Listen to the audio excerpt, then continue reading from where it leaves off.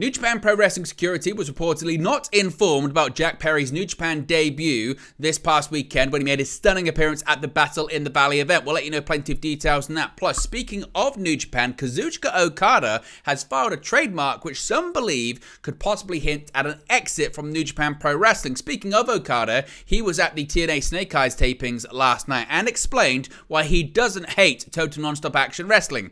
Nic Nemeth, of course, made his TNA debut this past weekend. He's commented for the first time since appearing at Hard to Kill. Speaking of Hard to Kill, it was a massive success for TNA Wrestling in a number of different metrics. We'll let you know which ones specifically. Roman Reigns is reportedly not scheduled to appear at the Backlash Premium Live event in France later on this year. An update on Vince McMahon's Netflix documentary series. The Young Bucks are set for AEW Dynamite this week, and TNA is bringing back an old show, namely TNA Explosion.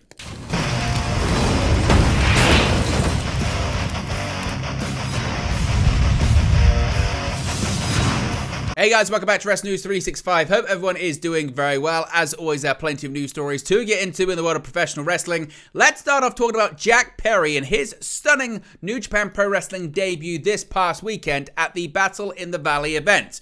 Now, Jack Perry's unexpected appearance at the Battle in the Valley event left AEW fans surprised in a big way. Perry jumped the rails and went to the ring to take out Shota Umino, making it clear he was going after him. However, it appears security in attendance were kept in the dark about Perry's debut. Jack Perry made a shocking debut at New Japan's Battle in the Valley event on January 13th, stunning fans as he entered the ring and attacked Umino in an unexpected turn of events. Following his confrontation with the New Japan star, Jack Perry shifted his focus to his AEW contract, tearing it up on camera. This marked Perry's first pro wrestling appearance since his suspension for his involvement in the 2023 AEW All-In backstage brawl involving CM Punk, which of course left Tony Khan allegedly fearing for his life and Punk being terminated with cause from All Elite Wrestling.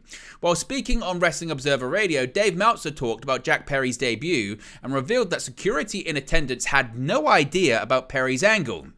They believe Perry was a fan in the ring, but were immediately informed that was not the case. He said, quote, "The security didn't know about this angle. They thought it was a fan hit in the ring. They were quickly told it wasn't."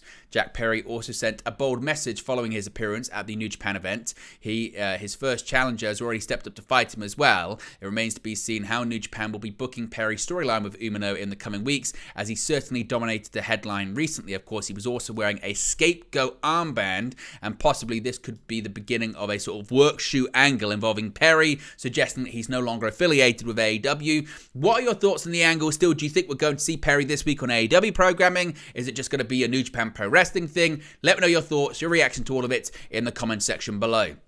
Now, speaking of New Japan Pro Wrestling, the world is talking about Kazuchika Okada and his status about where he could possibly be heading next, as his contract with New Japan Pro Wrestling is set to expire.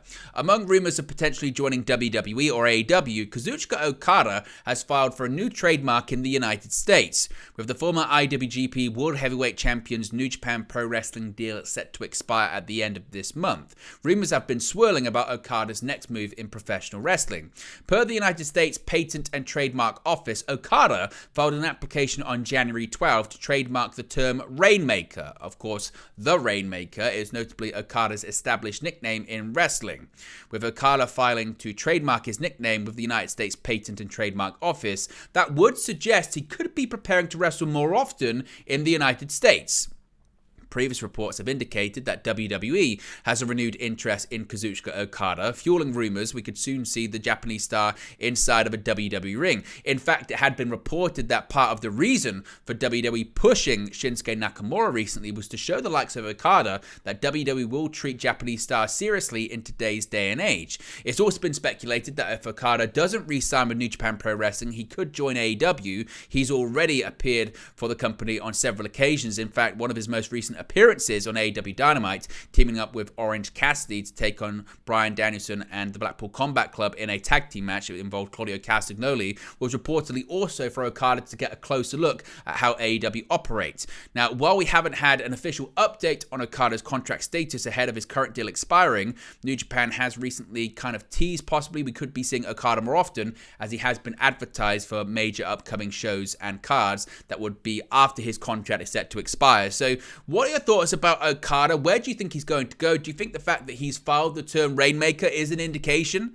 that he's going to be possibly wrestling more often in the United States? Could that be with WWE? Could it be with AEW? Could it just be with New Japan Pro Wrestling for the New Japan Strong brand? Let me know your thoughts, your reaction to all of it in the comment section below. Now, speaking of Okada, he was wrestling in the United States this weekend for TNA Wrestling at their Snake Eyes television taping. Now, after the taping finished, Okada got on the mic and explained and maybe dispelled some myths that he hates TNA because of his previous tenure in the company. Here's what Okada had to say.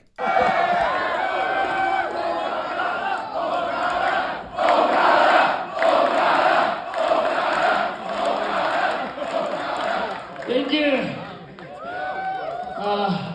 Many people ask me why you hate TNA. But I don't hate TNA. Thank you, TNA. TNA made me not Rainmaker. But good thing for me. Thank you, TNA. Thank you, everyone. Of course, when it comes to Kazuchika Okada, he worked for TNA/Impact in 2010 to 2011 as part of his excursion from New Japan Pro Wrestling, and his time with the company fragmented the relationship between the companies for several years. His run as Akato was not up to his standard or that of New Japan Pro Wrestling, and as recently as September 2023, Okada said he hated TNA. However, he returned to TNA at TNA Snake Eyes on January 14. He teamed up with Alex Shelley and Chris Sabin to face Moose, Brian Myers, and Eddie Edwards. So he says he no longer hates TNA Wrestling after all. Now, speaking of TNA, a big signing for TNA this weekend, as revealed at the Hard to Kill pay-per-view, was the former Dolph Ziggler, that being Nic Nemeth, and he's broken his silence after making his TNA Wrestling debut at the company's Hard to Kill pay-per-view on January 13. Less than 2 weeks removed from his surprise appearance at New Japan's Wrestle Kingdom 18 event on January 4, the former WWE superstar had the wrestling world talking yet again as he showed up at the conclusion of TNA's first pay-per-view of their new era. Ziggler, who now competes under his real name Nic Nemeth, confronted newly crowned TNA World Champion Moose to an electric response from the fans in attendance at Las Vegas's Palm Casino Resort. Now, following the surprise appearance, the former two-time WWE World Heavyweight Champion has broken his silence via a post on social media. Nemeth posted an image of his debut where he stood amongst the fans in attendance at Hard to Kill with the caption, "Let's rock." Now, fans of Nemeth won't have long to wait for the most wanted man in professional wrestling to make his debut in the Impact Zone. As I mentioned, he actually made his debut last night at the Snake Eyes television taping. We'll let you know what happened, but certainly we'll cover it once it airs on television. Speaking of Hard to Kill, it was a massive success for TNA Wrestling this past weekend as the first show of their new era, once it's been rebranded now back to TNA Wrestling from Impact Wrestling. And according to Mike Johnson of PW Insider, this weekend's TNA Hard to Kill pay-per-view was not only the largest live attendance for the promotion in many years, but PW Insider have also been told it was the largest live gate for the company in about a decade. Yes, close to 10 years since the last time Impact/TNA did a live gate that big. So certainly fantastic news for them. Now, people were also talking at Hard to Kill about Mercedes Moné and Bayley sitting in attendance. Mercedes Moné, according to PW Insider, being at the pay-per-view over the weekend, it's not a sign of talks between the two sides. She and Bayley were just there to support Trinity, who was likely competing in one of her final matches for TNA Wrestling as well. So that's a bit of a update and clarification on that.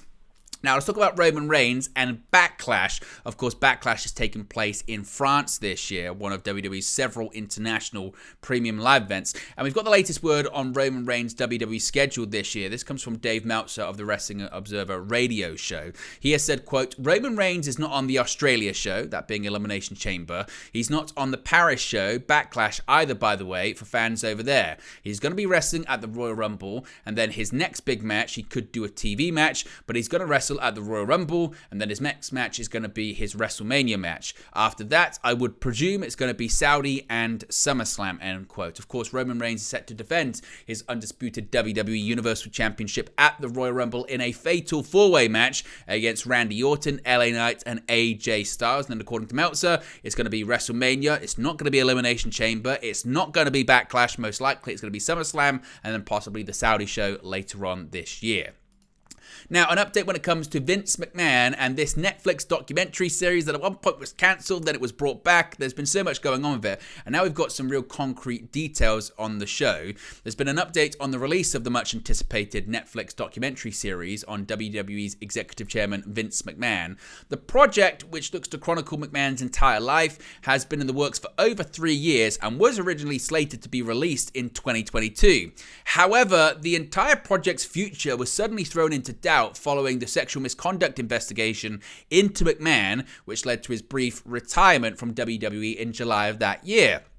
Despite that, the project was confirmed to still be in production in January of last year, with the latest update coming in October by the way of The Ringer's Bill Simmons, in which he detailed what McMahon's involvement in the project looked like. Now, 2 weeks into 2024, we have another update, one that seemingly spells the end of the long road to release for the series, with Dave Meltzer revealing on Wrestling Observer Radio that it may be available for all of us to watch soon. Meltzer said the following, quote, "Today, I went to Los Angeles to do a Netflix taping about Vince McMahon.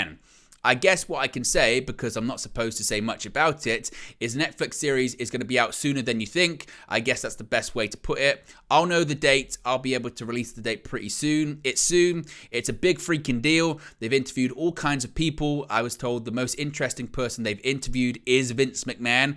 It's covering the whole life of Vince McMahon. I've been asked about every single subject you can think of regarding Vince McMahon, from childhood to last week practically. Covered everything. I've done multiple tapings for this. This one was more to catch up on everything that's happened since the last taping." Meltzer then went into detail regarding how the events surrounding McMahon over the past 18 months have impacted the series itself.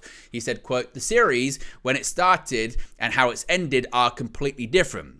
When it started, it was just Vince McMahon, the owner of the company. Now it's not the owner of the company, and there's all these reasons that he's not the owner of the company. The payoffs, all that stuff happened. They were years into this documentary before all that stuff happened. They kind of had to redo everything to refocus on all new kinds of stuff." So Meltzer is certainly indicating there that all of that kind of scandal will be covered in that series. So are you excited for that series? Are you interested in that series? Would you like to see us do reviews of that series indeed once it come out? Let me know your thoughts about that as well.